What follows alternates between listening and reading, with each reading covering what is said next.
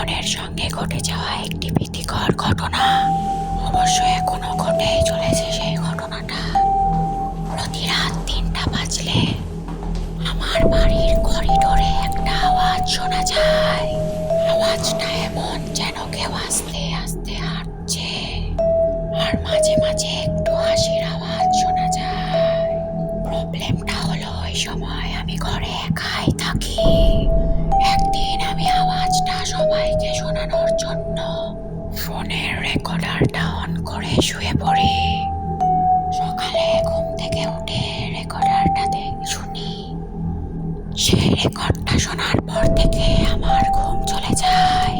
আবার দেখা হবে নেক্সট কোনো ভিডিওতে। ততক্ষণ পর্যন্ত ভালো থেকো, সুস্থ থেকো, আল্লাহ হাফেজ। এখনো পর্যন্ত আমার চ্যানেলটিকে সাবস্ক্রাইব করোনি, আমার চ্যানেলটিকে সাবস্ক্রাইব করো। আর যদি ভিডিওটা ফেসবুক থেকে দেখে থাকো